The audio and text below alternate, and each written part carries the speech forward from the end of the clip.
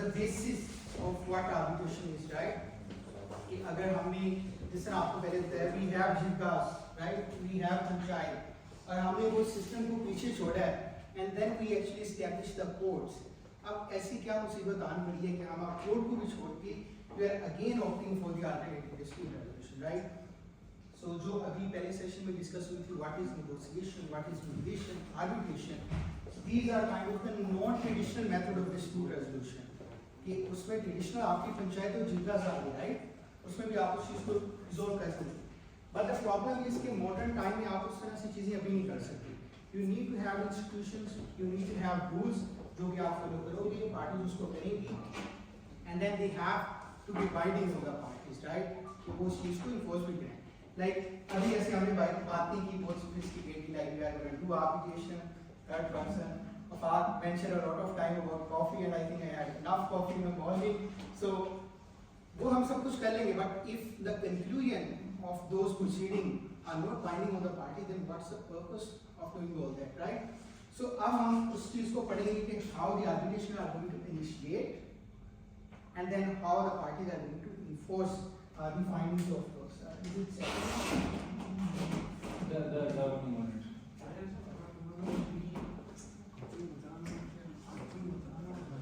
Okay, so maybe just recalling some of the stuff that we have just already covered. Negotiation, only two parties, right? If those are busy parties, they can just appoint their counsels, they can go and then they talk to each other, right? They negotiate a matter and they say, okay, we are going to comply by those. But those negotiations are not binding on the parties.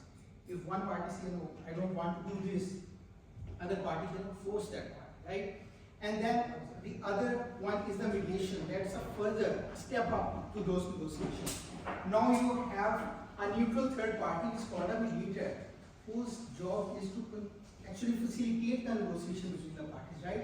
Negotiation में like from my perspective, like Pakistani jurisdiction में सबसे बड़ा main issue है तो हम ego ले आते हैं हर चीज़ में, right?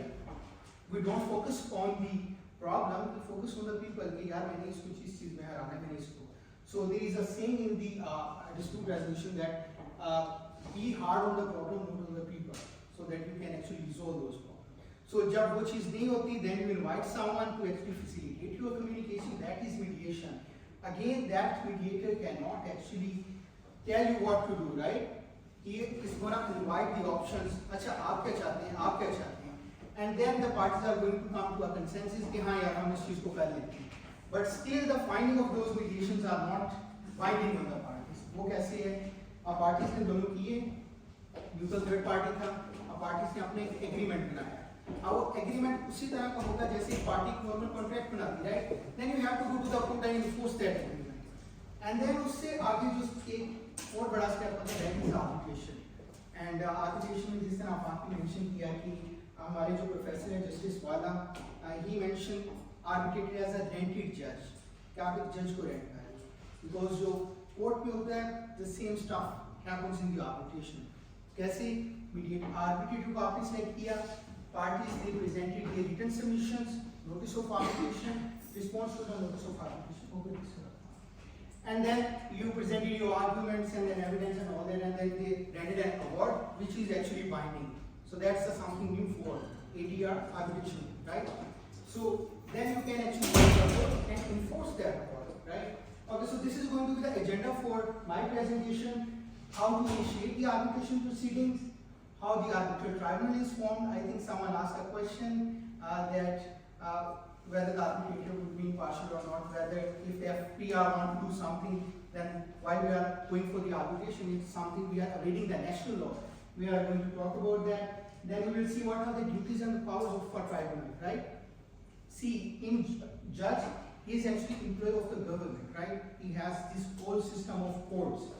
While a tribunal, it's a private person, right? If I am an arbitrator, what can I do? So we are going to talk about those duties and powers. Then how the evidence are being collected in the arbitration, decision of the arbitrators, which is called award, and what are the typical procedures we are going to go for. Yeah, types next. Yeah. So I think we already discussed this ad hoc versus institutional. So the main difference is that in ad hoc arbitration, you actually do not approach any arbitral institution, right? आप कहते हो यार हमारी problem arise हुई है, हम arbitration करना चाहते हैं, and we want to select Bilal, we want to select Faisal as an arbitrator, right? अब उन्होंने सिलेक्ट कर लिया and they were like no we don't want to go to the institution. क्यों नहीं जाना चाह रहे? क्योंकि हमें इंस्टीट्यूशन की केस मैनेजमेंट को फी पे करना पड़ेगी, बाकी उन्होंने जो भी हमारी चीजें करी वो फी देना पड़ेगी उन चीजों को, right? They were like no we are going to go to the arbitrator, और हम खुद डिसाइड करेंगे कि हमने कब बैठना है और कब उस चीज को करना है। While the institutional you actually those are administrated by the institutions. जिस तरह पाकिस्तान में कुछ इंटरनेशनल आर्बिट्रेशन इंस्टीट्यूशंस हैं, मुसालिह आर्बिट्रेशन सेंटर, वी हैव सिका arbitration centre, this those arbitration institution. आप कहते हो यार ये हमारी डिस्प्यूट आई है, उसमें क्या होगा? The claimant, the aggrieved party, they go to the institution, they file the notice of the arbitration, right? और देन वो नोटिस आप अगली पार्टी को सेंड करेगा, आर्बिट्रेशन इंस्टीट्यूशन आप उसको सेंड करोगे, देन वो रिक्वायर करेगा you have to submit the written statement, then वो पार्टीज को बुलाता है, कॉन्फ्रेंस होती है उनकी, दे डिसाइड यार कब बैठना है, हमने कब उस चीज को करना है, and then they actually facilitate those arbitration, right? Now you get the point, like what's the difference between ad hoc and institutional, right? Can someone just quickly tell me what is the difference between ad hoc and institutional? I just want to make it a bit interactive. So yeah. Sir, ad hoc run by bodies करते हो, institution करते हो, administration करते हो. Exactly. Anyone else want to add something new? Mutual consent of the parties are involved. Yeah, that's it more with the दोनों में involved होता है ना. absolutely. Next. Yeah, these are the Pakistani's international arbitration institutions. So if you get lucky enough to work in these, so yeah. Next slide. I think we have already covered these ad hoc and institutional activities, so we have to go over. Yeah. Then the main thing is the arbitration agreement. अब मैं आपसे एक question put करना चाहता हूँ कि अब अगर पार्टीज में let's say I make a contract with someone, let's say party A make a contract with party B, right? अब उसमें एक ब्रीच होती है, then party A will go to the court, right? अब कोर्ट क्या करेगी? Assess करेगी whether they have the territorial jurisdiction, peculiar jurisdiction and all that stuff, right? Whether they have whether that claim come under the time limitation or time bar concept or not, right? अब उसमें क्या होगा? Court फिर अगली party को कहेगी भाई आप अभी आओ और उसके रिटन स्टेटमेंट जमा कराओ, प्रोसीडिंग्स होंगी एंड देन कोर्ट उसकी जजमेंट देगी।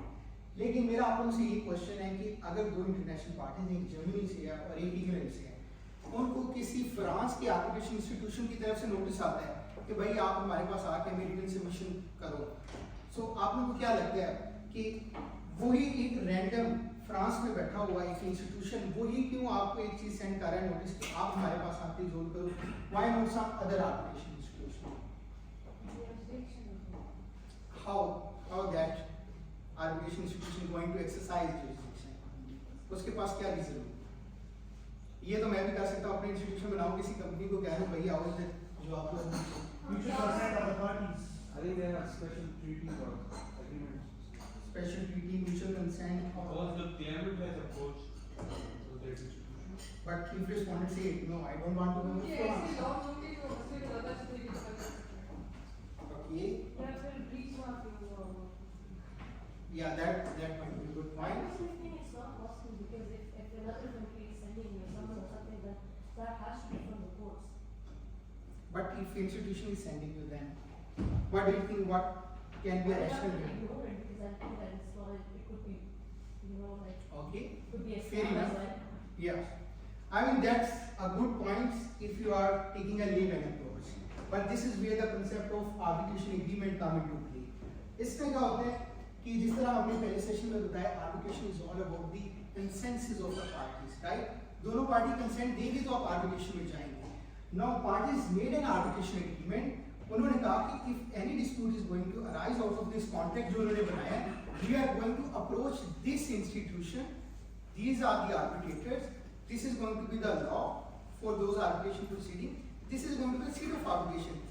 So this is a very crucial elements of international arbitration.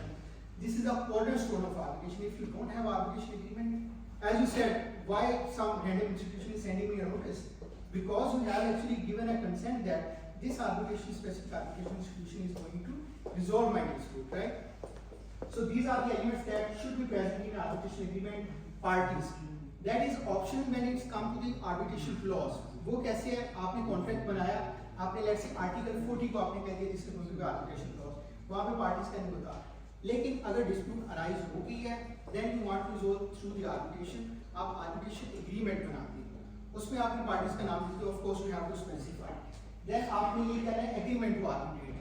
अब एक और मेरा आप लोगों से क्वेश्चन है कि if parties make an option कि we can either go for alternative dispute resolution or specifically arbitration or litigation, आपको क्या लगता है that would be a valid arbitration clause or not?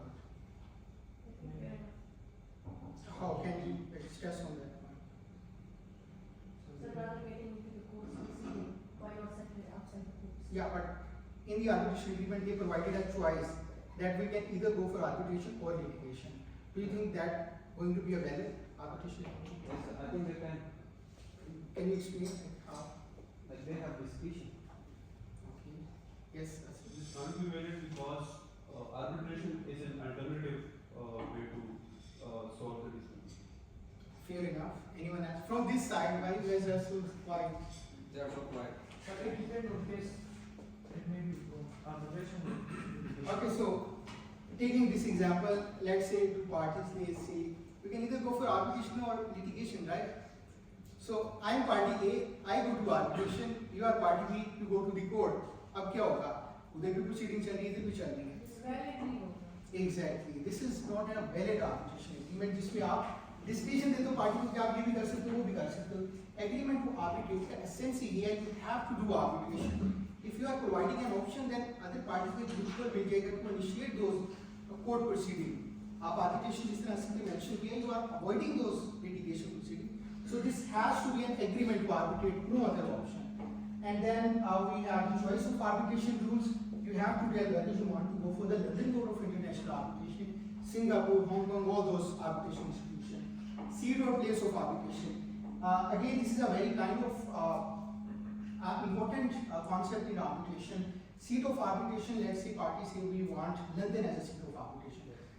The other thing is that only city can be a seat of arbitration, no other countries. Some people say, okay, America is a seat of arbitration. No, you cannot have that. You have to specify the city for that, right? And then the place of arbitration is a bit different, where the parties are actually conducting those arbitration proceedings, right? And other legal implication is that if you are selecting seat of arbitration, that let's say London as a seat of arbitration, then you have to apply English law on those arbitration. Then it must be decided. Okay, Professor, I have a question for you. Yes. For those who participated in election round, the Dafa, Laiba, Zunaira, Hassan, what is the difference between seat and place of arbitration? Is it the same thing?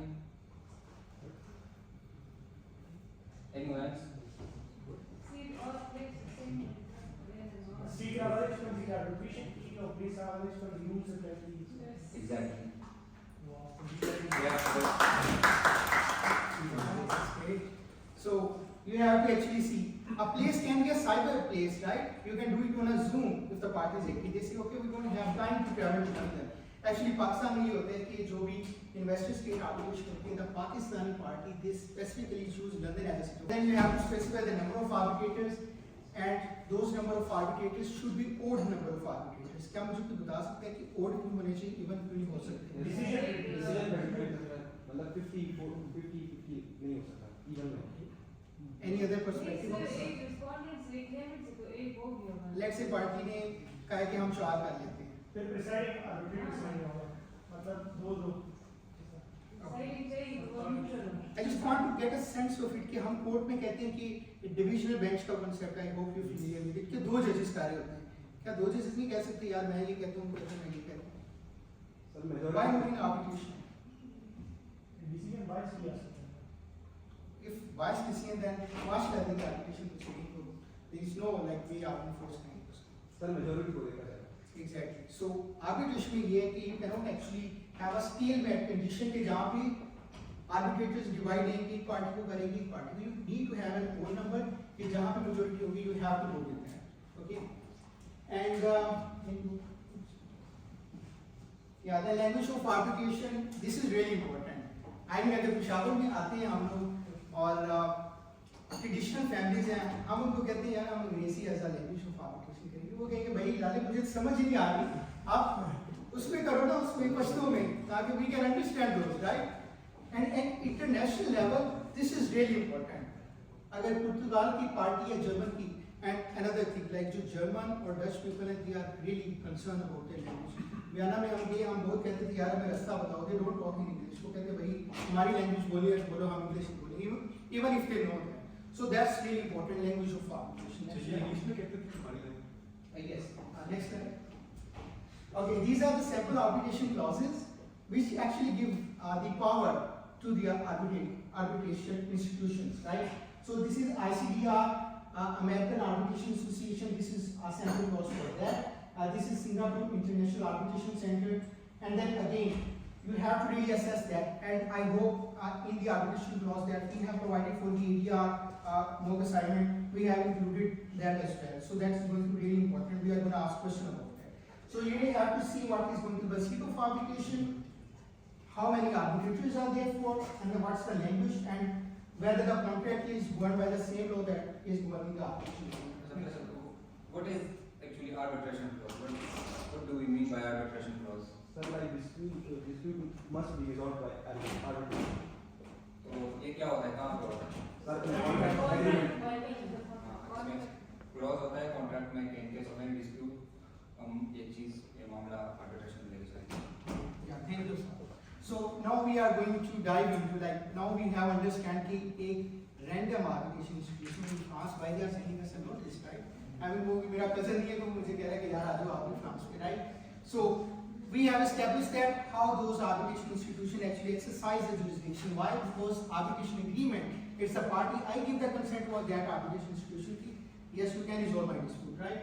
And then how the life cycle of an arbitration agreement is going to look like. This is how this is going to look like, right? Parties, there is a dispute between the parties, right? And then they can either opt to the negotiation or the mediation. They can say, okay, we can resolve ourselves, right? We can have a call. They can discuss the problem. This is going to resolve the dispute, right? And then we have mediation. Mediation में भी आप करोगे, mediator को बुलाओगे, parties उसको करेंगे, dispute हो जाएगा. Let's say कि ये भी नहीं होता, और एक और चीज मलाइका ने वो भी multi-trial clause, जिसमें आप option देते हो. ADR के method में आप option देते हो, that's a valid arbitration. Litigation और arbitration ADR का करते हो वो valid नहीं होगा, right? So आप multi-trial clause में कर सकते हो, तो parties first have to go to the negotiation. Negotiation fail होती है, party mediation में आएंगी. Mediation भी fail होती है, then arbitration में जाएंगे.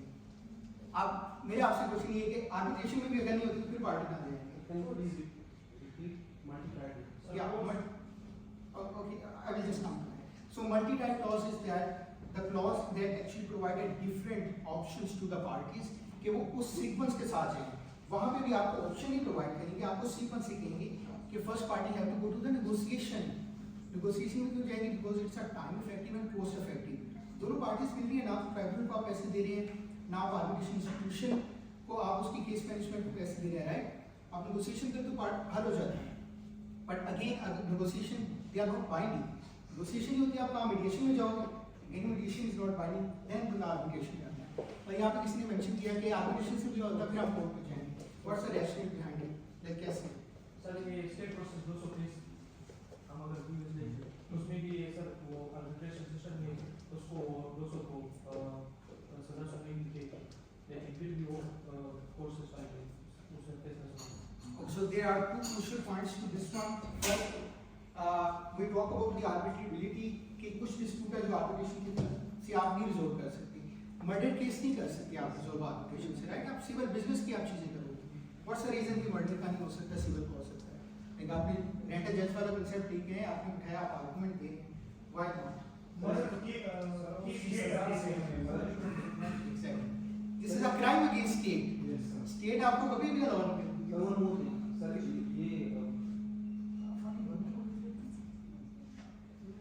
Yes, sir sir. इसमें में भी हम पॉइंट कर सकते हैं, मतलब एक्सपीरियंस से और इसमें ये प्रॉपर जजेस होते हैं, प्रॉपर नॉलेज होते हैं. Exactly. I would say in most of the arbitration at international level as well, volatile judges होते हैं. They have a lot of experience with class of chीजों पर. But again, the main rationale कि criminal क्यों नहीं होती, because that's a crime against state. State is not going to give to a tribunal.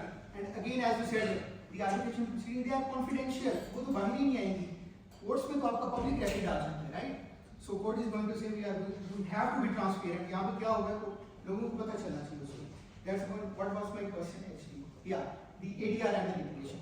So as I said, negotiation and mediation, they are not binding, but arbitration is. If arbitration is failed, parties have to do it again until unless they have resolved the dispute. They cannot go to litigation, right? Because those are the binding proceedings. So if it's going to be the arbitration, first is going to be the request for arbitration. Party A, party B. Party A feels that their right is not actually satisfied or is actually breached by the other party, right? So he is going to submit a request for arbitration in that specific institution जो उन्होंने arbitration agreement में mention किया था, right? Then क्या होगा? Confirmation of the tribunal होगा और उसमें request के बाद response आएगा, response to the arbitration notice अगली party से, party B से. Then आपका tribunal constitute होगा. If parties have mentioned there is going to be a sole arbitrator, आप एक arbitrator select कर लो उसमें. Party says कि हम 3 करेंगे. अच्छा 3 वाला concept apart from those who have joined the national rounds, बाकी मुझे बताएं कि 3 arbitrator जो selection का criteria वो क्या होता है? एक तो होता है ना पार्टी ने रजामंदी से कर दिया उसको. 3 कैसे select होते हैं? Experience. I mean experience तो आप एक बंदा भी लेके आओ, experience ही लेके आओ. सर एक पार्टी ए से एक पार्टी बी से वेट न्यूट्रल. Neutral कैसे select होता है? सर वो दोनों Exactly. So this is the concept. एक पार्टी अपना आर्बिट्रेटर सिलेक्ट करेगी, दूसरा अपना करेगी, देन वो 2 बैठ के न्यूट्रल थर्ड प्रिजाइडिंग करेंगे. इसलिए हमारा कंसेप्ट है ओड नंबर ऑफ आर्बिट्रेटर्स का कि एक पार्टी एक को सिलेक्ट कर रही है. अब मुझे किसी ने पैसे दिए आर्बिट्रेशन के, मैं आर्बिट्रेटर हूं, अब मैं अपनी पार्टी के खिलाफ तो नहीं उस तरह से दूंगा, राइट? तो उस तरह से उन्होंने कंसेप्ट किया कि अगर एक पार्टी एक को फेवर करेगी, दूसरा करेगी, आपने तीसरा बदल उठाना है ताकि वो जो डिसीजन है that would be actually enforceable. उसके बाद प्रोसीडिंग्स होगी, अवार्ड आएगा, इन्फोर्समेंट के बाद डिस्प्यूट क्या होगी, रिजॉल्व होगी.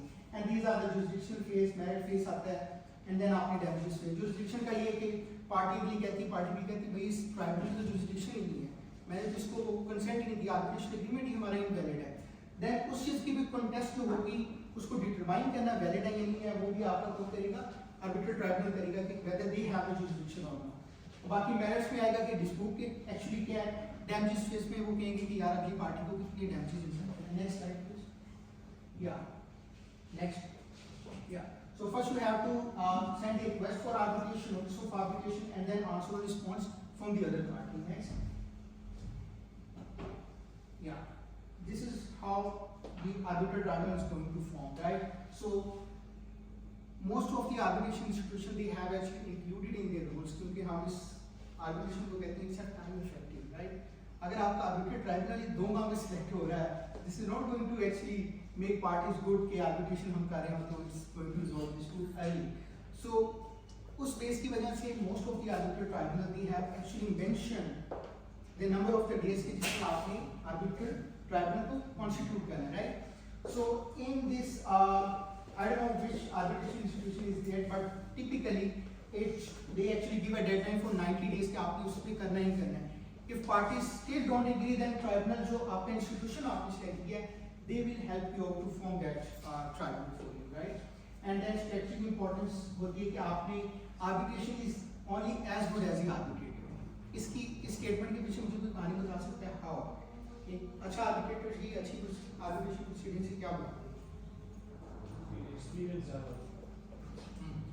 और एक्सपीरियंस से लेट्स से मेरा 10 साल का एक्सपीरियंस है और किसी का 2 साल का एक्सपीरियंस है और उसको पता है कि आर्बिट्रेशन कैसे करनी है, देन हाउ लाइक कि जो मेरा एक्सपीरियंस ज़्यादा मैं अच्छी करता हूँ अच्छी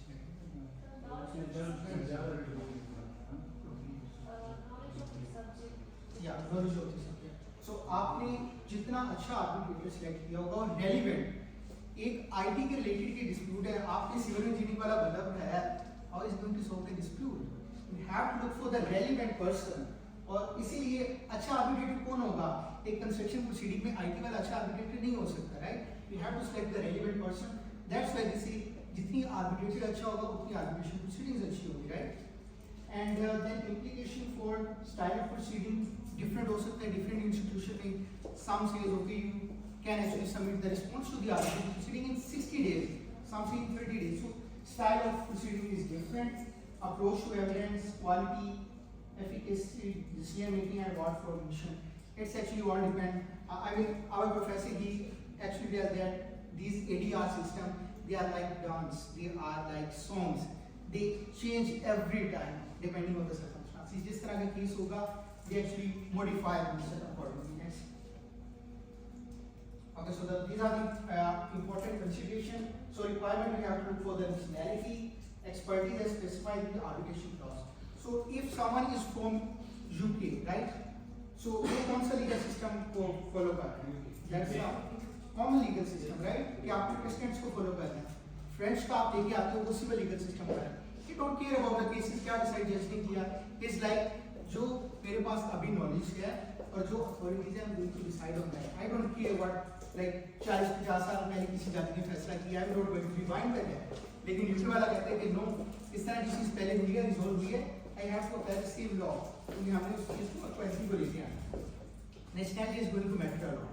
अगर पार्टीज दोनों सिविल कंट्री से यदि आप सिलेक्ट द आर्बिट्रेटर जो कि सिविल बैकग्राउंड से हैं कॉमन से होंगे तो उनकी अंडरस्टैंडिंग उस तरह से होगी but if you are from the common law again civil law legal system से है यू हैव टू सिलेक्ट कि आपको वो वाला बंदा मिले ताकि आपके डाइवर्स ऑप्शंस हो उसमें कि आपका वो सिर्फ ये नहीं कर रहा कि वो एक जो लीगल अथॉरिटीज पे बेस कर रहा है बल्कि वो केस लॉ की तरफ भी जा रहा है so that's very important and then the independence and impartiality I mean, for me, these are the same concepts. Can someone distinguish between independence and impartiality? Sir, independence from authorities and impartiality from parties. Okay. Anyone else?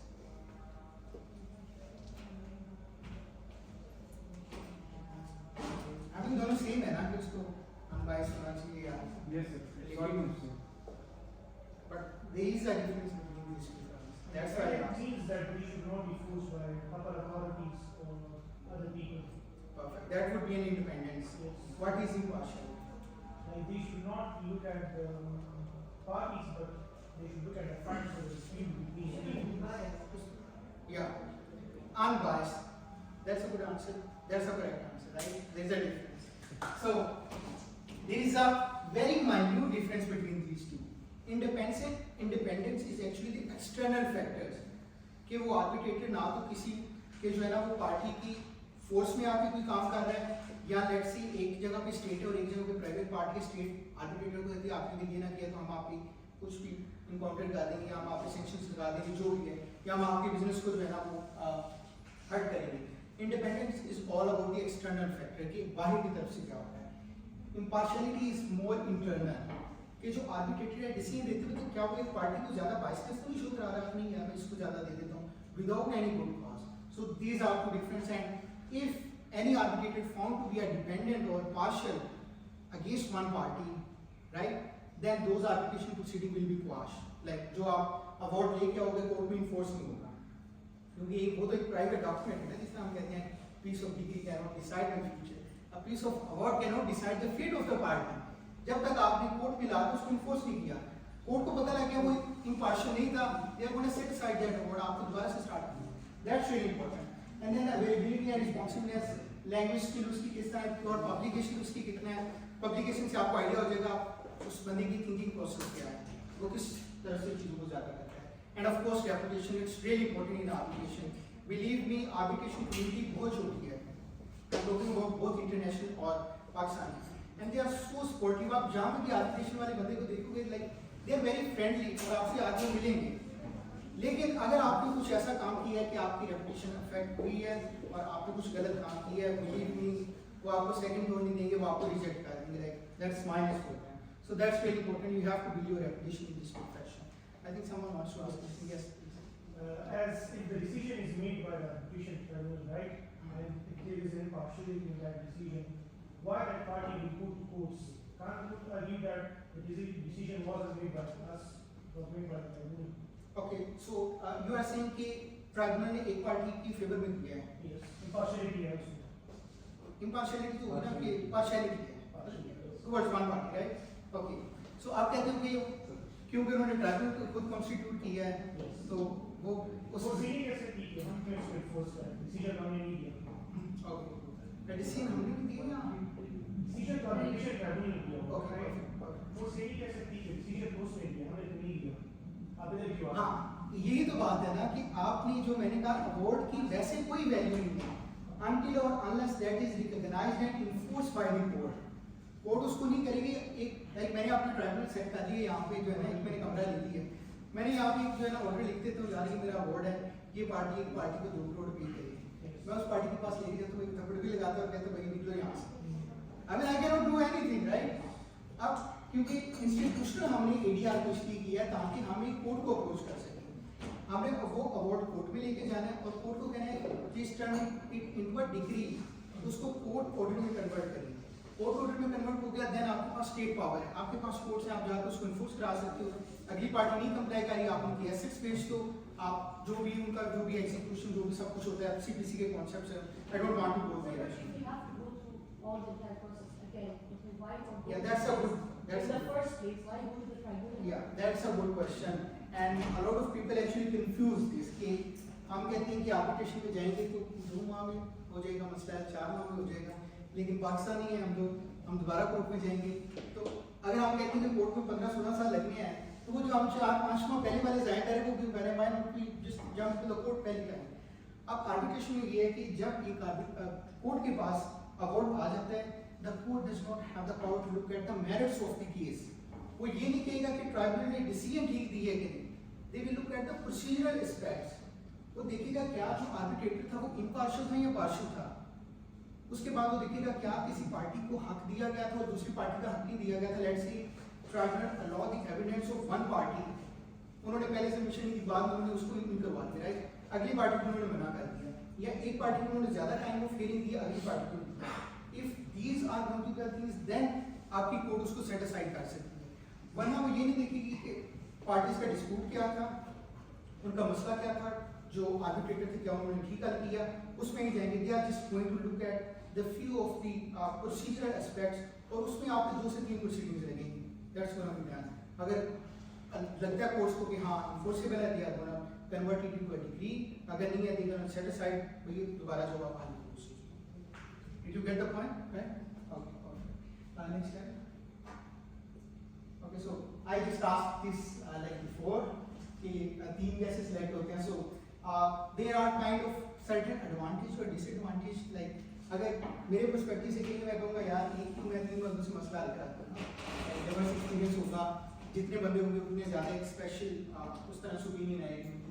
But these are like the bad side to that, क्योंकि अगर आप ज़्यादा करते हो 16 arbitrator का क्या होगा, वो फास्ट होगा। वो ये नहीं होगा कि पार्टी ने पहले आपने सेलेक्ट किया, वो 2 बैठ के उस चीज़ को सिलेक्ट कर रहे हैं और वो 90 डेज को ज़ाया कर रहे हैं, राइट। फास्ट होगा, कॉस्ट कम होगी।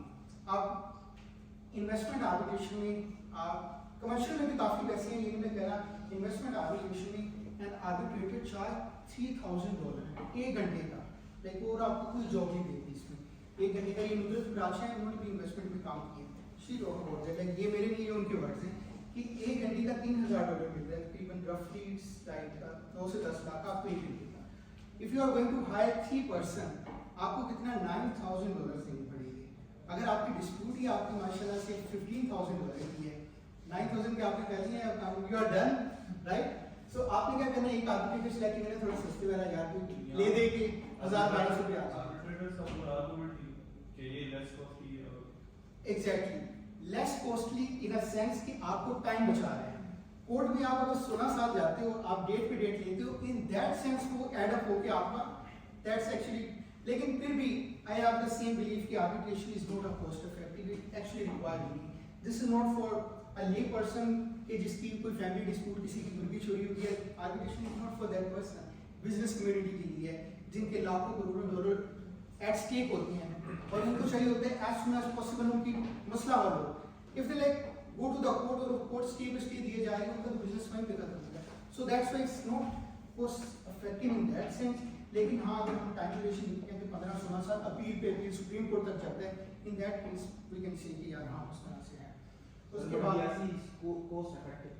हाँ जी, DRC. Can you explain what is DRC?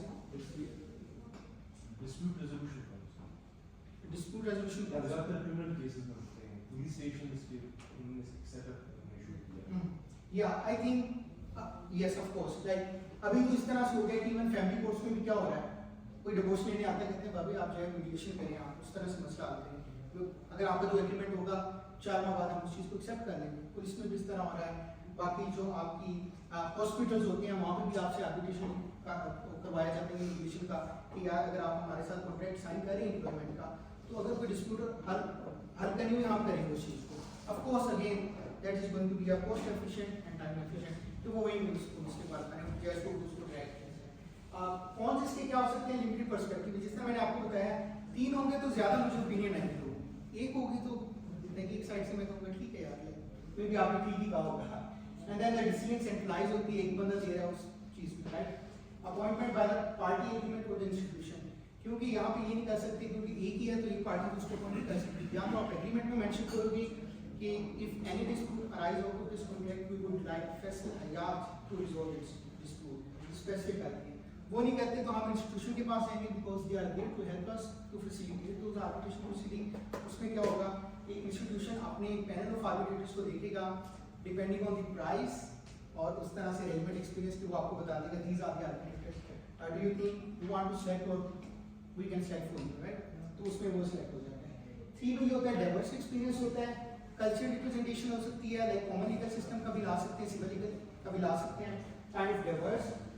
Post high होती है, ऑफ कोर्स आपको 3 लोगों का बिल करना होता है, इंटरनल डिस्प्यूट भी हो सकती है between the arbitrators. Nomination again parties भी कर सकते हैं, इंस्टीट्यूशन भी कर सकते हैं। नेक्स्ट या so what are the duties and powers of the arbitrator. So सबसे पहले तो आपका आर्बिट्रेशन एग्रीमेंट आ गया, you have constituted an arbitrator tribunal, right. अब आपको उसको पावर क्या दी है, राइट। एक आप सिस्टम में रह रहे हैं, आप you have to give some power कि आपको डिसीजन मेकिंग वो कर रहा है, तो उसका कोई इफेक्ट नहीं होना चाहिए, पार्टी स्पेसिफिक करेंगे, अपना टाइम देंगे उस चीज़ को। अब क्या होगा, वो आपका एक तो पार्टी एग्रीमेंट से आएगा, पार्टी ने एग्रीमेंट कितना किया है, let's say they are like if any dispute arise like between the bracket of $1 million to $5 million, then हम आर्बिट्रेटर ट्राइब्यूनल में आएंगे। अगर इससे ज़्यादा हो तो नहीं आएंगे, तो आपने कितनी अथॉरिटी या पावर दी है ट्राइब्यूनल की 1 to 5 की ब्रैकेट में, उससे ज़्यादा होगा ट्राइब्यूनल उधर सीज कर देगा। देन एप्लीकेबल लॉ, कुछ कंट्रीज हैं those are the arbitration friendly country, जिस तरह आप यूके को ले लो, आप यूरोपियन कंट्रीज ले लो, इवन अमेरिका को भी ले लो। अभी वैसे फ्रॉम माय पर्सपेक्टिव सिंगापुर और हांगकॉन्ग और दुबई ये प्रो आर्बिट्रेशन है, क्योंकि एकदम बिजनेस इस चीज़ पे चल रहा है, वो रिजोल्व कर रहे हैं, like those are the international hubs जो इस तरह से काम कर रहे हैं। पाकिस्तान में आओगे तो आई मीन वो आपको हाथ बांध देंगे और कहेंगे कि आप इस चीज़ को रिजोल्व करें, and then the certain ethical duties को भी आपको डिफाइन करती है आपकी ड्यूटीज और पावर्स को। ये ड्यूटीज क्या हो सकती है, आपने इंडिपेंडेंट एंड इम्पार्शियल होना है और आपने ड्यू प्रोसेस को इंश्योर कराना है। अगर कोई आपकी रेगुलरिटी आई सिस्टम में, वो आपके इन्फोर्स में होगा, और वो आर्बिट्रेटर जो ट्राइब्यूनल होगा उसके आर्बिट्रेटर्स होंगे, उनकी क्रेडिबिलिटी परफेक्ट होगा। अब देखो कोई फेसबुक के और माइक्रोसॉफ्ट के दरमियान डिस्प्यूट होता है, $2 billion डिस्प्यूट, उनको नहीं फर्क पड़ता, वो $1 अरब भी किसी को दे देंगे, उनके जो है ना 50 अरब बचेगा, राइट। तो वो ऐसा आर्बिट्रेटर सेलेक्ट करेंगे जो बहुत स्किलफुल है, तो उस पर उसका क्या क्राइटेरिया होता है कि यू हैव टू लुक के उस बंदे ने पहले कितनी केसेस रिजॉल्व की हैं, उसकी एक्सपर्टीज कितनी है, उसका ईयर ऑफ एक्सपीरियंस कितना है। अगर आपका ईयर ऑफ एक्सपीरियंस 15 साल है, उसमें आपने एक भी डिस्प्यूट हल नहीं किया, आपको कोई भी वो नहीं लगाएगा, उस फ्री का भी नहीं आपसे जो है डिसीजन करवाएगा। दैट्स वेरी इंपॉर्टेंट कि आप उस चीज़ में जो है ना इन्फोर्सेबल ऑर्गेनाइज, उसके लिए आपको इम्पार्शियल होना पड़ेगा, इंडिपेंडेंट होना पड़ेगा, ड्यू प्रोसेस को फॉलो करना है, और with due care and with reasonable speed. आपने ये भी नहीं करना कि बस पार्टीज आएंगे और उसी टाइम इंस्टॉल करेंगे, इतनी स्पीड भी नहीं आपने लगानी, और इतना कम भी नहीं रखना कि आप जो है ना ड्रैग करते जा रहे हो उस प्रोसेस को और उसको बिल्कुल लिटिगेशन की फॉर्म दे रहे हैं।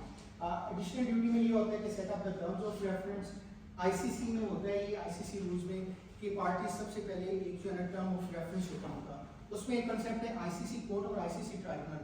ICC court work as a management जो कुछ ट्राइब्यूनल की कार होता है, कौन सी पार्टी केस ला रही है, कौन सी क्या की है, कौन से क्लेम्स के रिलेटेड उनका नोटिस ऑफ आर्बिट्रेशन है। लेट्स से मैंने कोई हमारी पार्टीज की 4 ट्रांजैक्शन हुई थी, मैंने चौथी ट्रांजैक्शन का बताया कि यार इस पार्टी ने मुझे पैसे नहीं दिए, राइट, वो हमारा अगली पार्टी से रिस्पॉन्स आ गया। नेक्स्ट में ट्राइब्यूनल में आर्ग्यू करने लगता हूँ, यार इन्होंने तो हमारी सेकंड इंस्टॉलमेंट में ली, that would not be reducible, क्योंकि उसको आप नोटिस नहीं लेके आए थे। दैट्स रियली इंपॉर्टेंट कि वो जो है ना एक्स्ट्रा टर्म्स ऑफ रेफरेंस उस चीज में सेट अप करते हैं। Next slide. I have a quick question. Yes. It's burden to the acceptance of this process in local courts. So it's about the acceptability of this system. Do you think this is another parallel justice system in Pakistan? Are courts open to the acceptance of this process? Okay, so actually I'm writing a research paper on the same. I mean, I always talk about arbitration and all that, but my professor he was like, we are going to slaughter arbitration. हम ऐसी चीजें लिखते हैं कि we are going to look like arbitration is a villain. So that's a really good question कि we are actually creating a parallel system जिस तरह constitutional court की बात होने लगी थी कि वो तो ऑलरेडी अब सुप्रीम कोर्ट का हुआ है, we need to have a federal constitutional court उस चीज़ के लिए, राइट। अब ये कि in the courts we have 2.4 million pending cases, right. आप कोर्ट पे जाते हो, लेट्स से आप बिजनेस की एग्जांपल ले लेंगे, सिंपल ओके बिजनेस की एग्जांपल ले लेते हैं। अब मेरी कंपनी है कराची में और किसी भी चीज़ के लेट्स से शूज़ की प्रोडक्शन कर रही है, राइट। अब मैंने एक कॉन्ट्रैक्ट बनाया, अगली पार्टी ने एक कॉन्ट्रैक्ट बनाया मुझसे, मैंने कहा मैं जो है 200 शूज़ करूँगा, आपने 50 लाख मुझे उसमें देना, राइट। अब क्या होता है, डिस्प्यूटर राइज हो जाता है। अब वो डिस्प्यूट अगर हम कोर्ट पे लेके जाएंगे, पहले कोर्ट डिस्कस कर लेते हैं, कोर्ट पे लेके जाएंगे, कोर्ट में क्या है, ऑलरेडी बैकलॉग ऑफ केसेस है 2.4 मिलियन। ये नहीं है कि जज विला बैठे हुए कहना भैया आओ आपका मैं मसला हल कर देता हूँ, बाकी को मैं देख लूँगा बात, राइट। क्या होना है, आपको कोर्ट को उसको सबमिट कराना है, आपकी डेट लगनी है, उसके बाद अभी तक आपका क्योंकि आउटडेटेड लॉज है, सीपीसी आपका 1908 का है, उसमें इतने लूपहोल्स क्रिएट हो गए कि आप वो जिस तरह कहते हैं कतई आखिरी मौका हमें दे, जज को कहते हैं, डेट पे डेट लेट होते हैं, वो क्या होता है आपका बहुत प्रोलॉन्ग कर रहा है। अब मेरे 200 शूज़ गए बाहर पे, राइट। अगर अगली पार्टी भी ऐसे स्टे ले जाती है जो मेरा बिजनेस लिखवा देती है, that's not gonna satisfy my purpose, right. उसमें क्या होगा, फिर आपका मर मुका के 2-3 साल में आपका सिविल कोर्ट ऑन करेंगे उसको, उसके बाद अगली पार्टी क्लियर कर देती है उसको हाई कोर्ट में, further take like 6 to 7 month उसको सुप्रीम कोर्ट में, क्या सिविल इस लेवल का तो सुप्रीम कोर्ट नहीं जाता, let just for the sake of example supreme court में चला जाता है। और ये एक सुप्रीम कोर्ट का सर्वे है कि एक जो सिविल केस है in Pakistan, it took almost 15 to 16 years to finalize. ये मैं नहीं कर रही, सुप्रीम कोर्ट ने अपना सर्वे किया। 15 से 16 आप इस तरह देखते हो जो लैंड डिस्प्यूट्स होती हैं तो दादे के ज़माने की चल रही है, अभी तक होता भी मरने वाला होते हैं। So this is what is happening in the court. क्या हुआ है कि हमारा कोर्ट सिस्टम इतना अफेक्टिव नहीं रहा, उसमें जजेस की कमी है, जजेस की क्वालिफिकेशन इतनी नहीं है। अगर जजेस फैसले ही अच्छा करें तो सुप्रीम कोर्ट तो लीव टू अपील रिजेक्ट कर देगी आपको, why they have to accept the claim, क्या हो हमारे सामने दोबारा से उस चीज़ को एक्सप्लेन करो, राइट। आपकी जजेस कैपेसिटी नहीं है, आपका बैकलॉग ऑफ केसेस है, उसके बाद आपके प्रोसीजर इरेगुलरिटीज बहुत है और बाकी आपको सिस्टम का पता है। Why we need arbitration business वाले में, आर्बिट्रेशन में क्या करना है, आपने ट्राइब्यूनल बनाया, आपने उसको आपने पैसे दिए, आप आए। अब मोस्ट ऑफ द आर्बिट्रेशन जो रूल्स हैं उसमें ये लिखा हुआ है कि पार्टीज ने डिपेंडिंग ऑन द नवीयत ऑफ द केस के उसकी क्या है, आपने 6 माह के अंदर डिस्प्यूट हल करना है। अगर आप उसमें ना कर पाए then you need to have a continuous litigation, आपने डेली बेसिस पे आपने मिलना है, अनटिल और अनलेस को एग्जीक्यूट नहीं होता आप इंश्योरेंस नहीं जा सकते।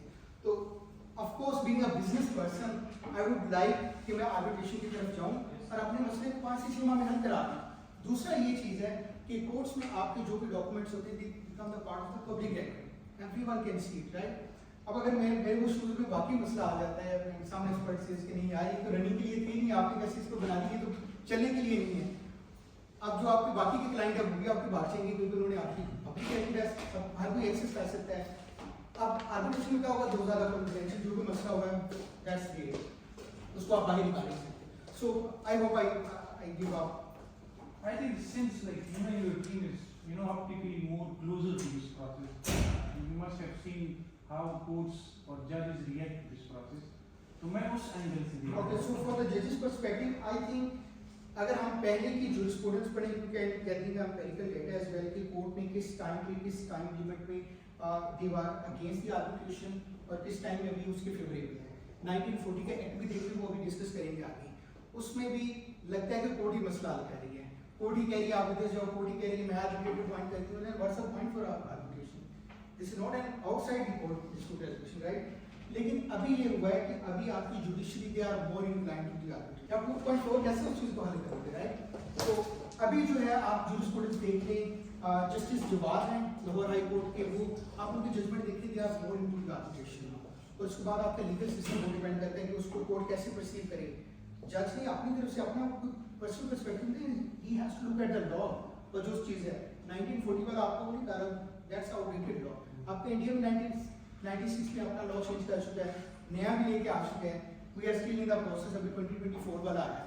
तो वो डिपेंड करता है लॉज कौन से। आपके 2011 में आपका भी जो न्यूयॉर्क आर्बिट्रेशन न्यूयॉर्क वाले जो NYC है, न्यूयॉर्क कन्वेंशन, सॉरी, वो 2011 में आपका एक्ट बना है। तो उसके बाद से जो है जुडिशरी का पर्सपेक्टिव चेंज हो गया, no they are more into pro arbitration. अगर जहाँ पे डाउट भी आ रहा है तो नहीं जो आर्बिट्रेट ट्राइब्यूनल है that's acceptable stuff, right.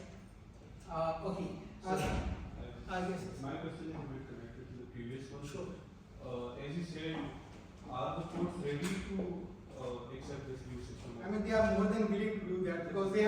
4 cases, they don't want to do But that. my question is, are our legal community, our lawyers, are ready to accept this system? Because if we see, at the end of the day, lawyers are the ones who go for the mediation, alternative dispute resolution for their clients.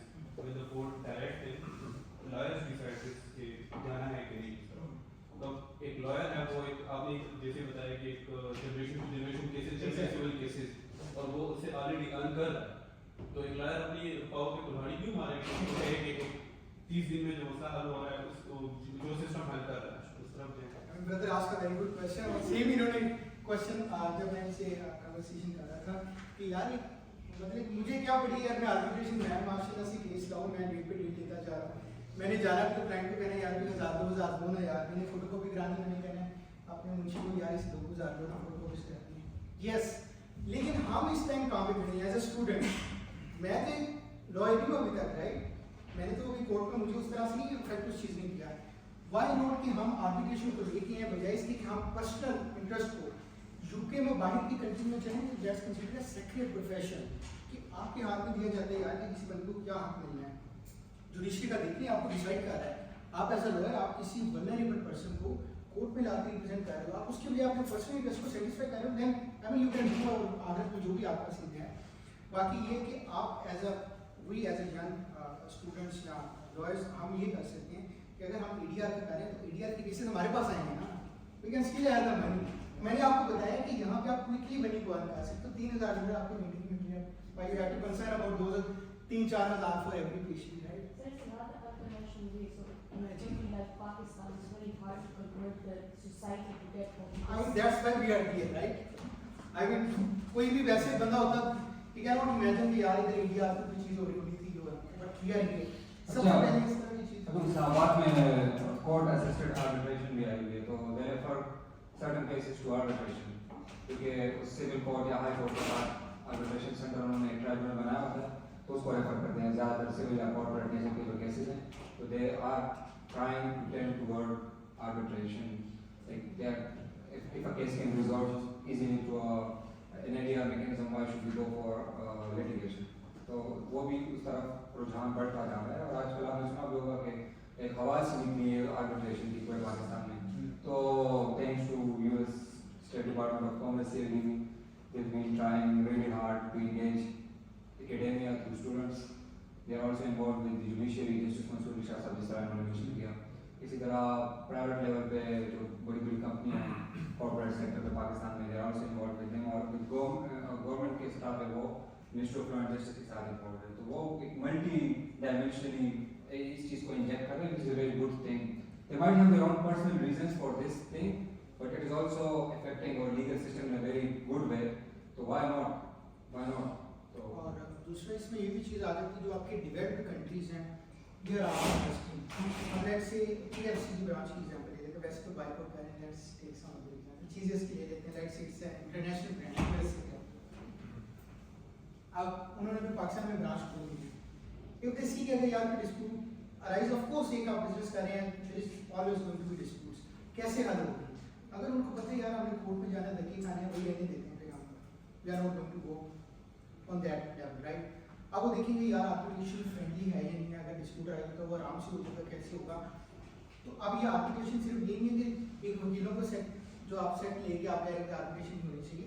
ये आपकी foreign direct investment भी आएगी. Investor would be more willing to come to your country if उसको लगता है कि dispute आती है तो वो resolve as soon as possible होगी, ना कि आप उसको जो है ना किसी और I am not going to name any country X यहाँ पे जो है ना हर बार आके कोर्ट जो है उसको कहते हैं रेकोर्डिंग का भी केस हुआ वी नो. अगर कोई रेकोर्डिंग लेवल का इन्वेस्टर आना चाह रहा है it was like no, even मैंने अवार्ड भी ले लिया आपके कोर्ट में भी इस चीज़ को इन्फोर्स नहीं किया. So they really that. Okay so the procedure. Sir, if there is dispute between the parties A want to solve the dispute through courts and the other party wants to solve the dispute through arbitration. So what would be happening? Okay, so if they have the arbitration agreement, अगर उन्होंने पहले arbitration clause या arbitration agreement बनाया था, they have to go to the arbitration. और अगर court में case चलेगा तो एंटी सूट इंजंक्शन आप लेके आ सकते हो कि यार ये arbitration में चल रहा है, you don't have the Sir, jurisdiction. if they don't sign that. Then they have to go to the litigation because arbitration is all about the consent. अगर नहीं है proceedings open, जी. section 34 34, I guess, of the arbitration. जी जी section 34 Recognize the 1948 बिल्कुल proceedings are. वो कहते हैं कि आपका अगर आर्बिट्रेशन एग्रीमेंट वैलिड है और आर्बिट्रेशन प्रोसीडिंग चलनी चाहिए, court is not going to actually go and resolve that, right? Okay, so this is going to be how the collection of evidence looks like in the arbitral proceedings. Type of evidence, those can be documentary evidence. आपको report ले आते हो कुछ और. Actually, we are going to send the slides, so there is no need to actually take picture of evidence. Yeah. Then the witness statements and expert testimony, and then site visit as well. Let's say construction के लेके dispute है. अब अगली party उसको बहुत exaggerate कर रही है कि हाँ इतना मसला हो गया, उतना मसला हो गया. उसमें आपको फिर क्या करना है, आप आर्बिट्रेटर का साइट विजिट भी कर सकते हो, they can go and inspect कि वाकई उस तरह से हुआ है. रूल्स ऑफ एविडेंस सिलेक्शन में क्या होता है, रेलेवेंसी एंड मटेरियल वो है या नहीं जो आप लेके आ रहे हो, एडमिसिबल भी है या नहीं वो. लेट्स से पार्टीज ने कोई ऐसा चीज़ की थी, आपने एक डॉक्यूमेंट शेयर किया था जो कॉन्फिडेंशियल था, अगली पार्टी उसको कोर्ट में लेके आ रही थी कि भाई ये तो इसका that's not going to be admissible. Confidentiality, you have to be confidential with evidence as well. Next है, I think we have one और two slide more, right? Okay, so how the documents production is like. जिस तरह अभी पाकिस्तान में तो इस चीज़ को इतना एक्सरसाइज नहीं किया जाता. लेट्स से एक पार्टी को मैं कॉमन और सिविल लीगल सिस्टम का बता देता हूँ. लेट्स से यूएस में इस तरह से होता है कि अगर आपने डॉक्यूमेंट्स लेट्स से आपने अगली पार्टी से लेने हैं तो क्या होगा, आपने कोर्ट में पिटीशन डाली या मोशन डालने से मोशन कर सकते हैं. मोशन दिया आपने, जज ने आपको अलाउ कर दिया, आप अगली जो भी पार्टी है उन्होंने सब के सब डॉक्यूमेंट्स आपको. तो आई गेस आप लोगों ने स्मूथ देखा होगा, उसमें स्मोकिंग गन बहुत ज़्यादा बोलते हैं बार-बार हर respect, like we have to get a smoking gun. उसमें क्या होता है कि अगली पार्टी ने जितने भी डॉक्यूमेंट्स हैं सब के सब देने हैं. अब आपने देखना है कौन से डॉक्यूमेंट में आपने रिलाई करना है और कौन आपको स्टोर करते हैं, राइट? सिविल लीगल सिस्टम में डिस्क्लोजर करनी है. जो आपके पास डॉक्यूमेंट्स है आपने उन्हें भी बेस करना है, उन्हें भी आपने रिसीव देना है. आर्बिट्रेशन में थोड़ा सा डिफरेंट है. उसमें ना एक कॉमन लीगल सिस्टम की एक्सट्रीम पोजीशन नहीं है, ना सिविल की. उन्होंने कहा है कि आप लिमिटेड डिस्क्लोजर वाली डिस्कवरी वाली में आ जाते हैं कि अगर आप एक स्पेसिफिक डॉक्यूमेंट्स मांगोगे तो देन अगली पार्टी देगी. You can not actually go there और उनके सारे डॉक्यूमेंट्स आपको तरफ ले, right? Next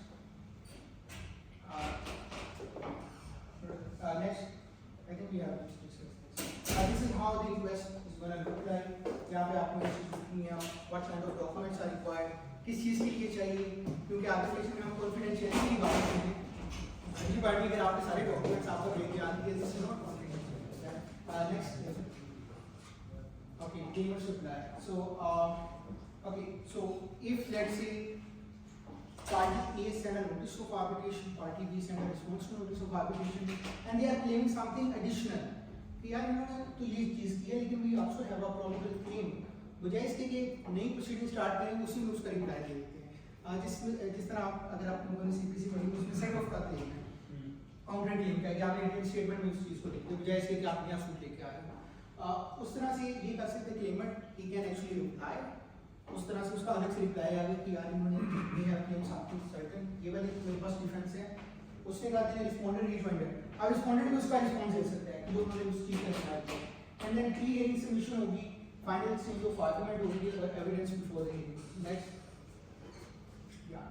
this is like what we have discussed in like last 1 hour. Hearing in person भी हो सकती है, टेलीफोनिक भी हो सकती है, वीडियो कॉन्फ्रेंस भी.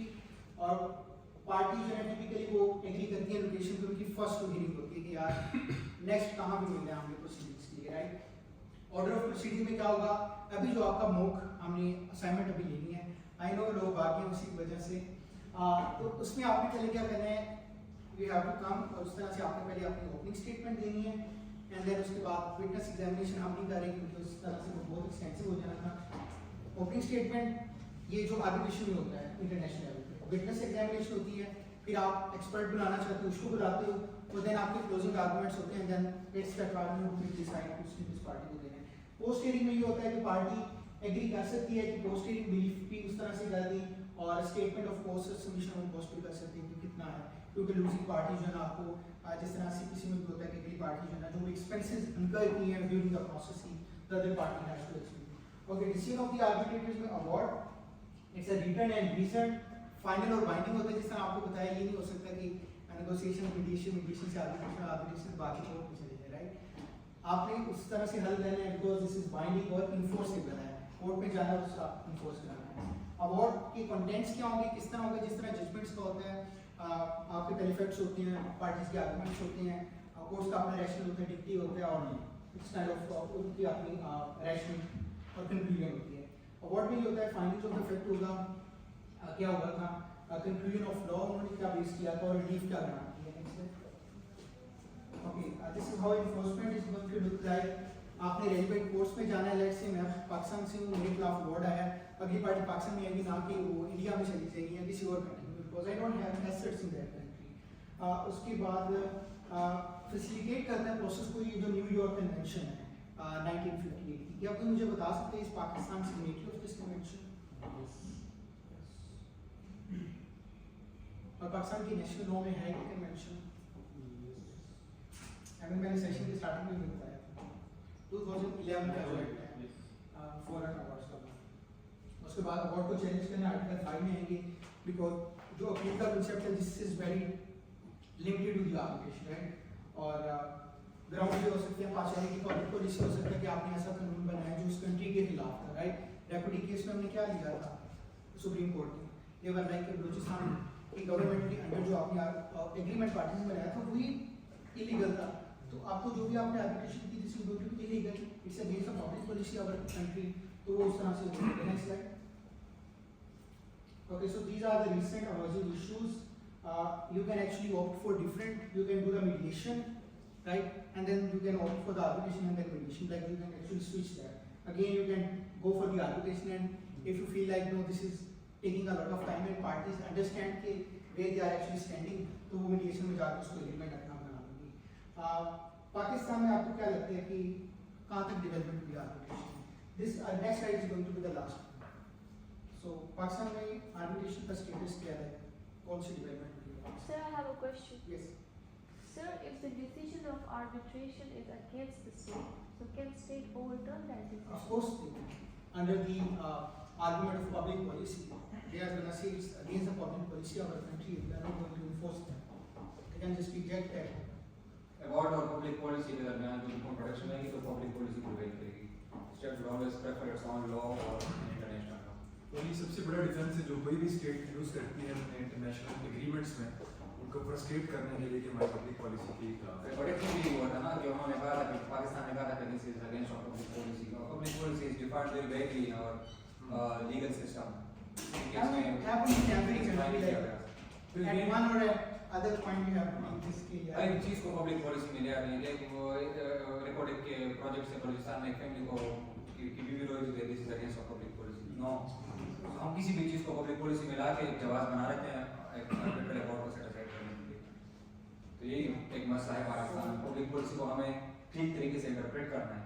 We have to define it specifically कि किन किन चीज़ों में पब्लिक पॉलिसी का हम इस्तेमाल कर सकते हैं कि नहीं, लेकिन unfortunately this is not being.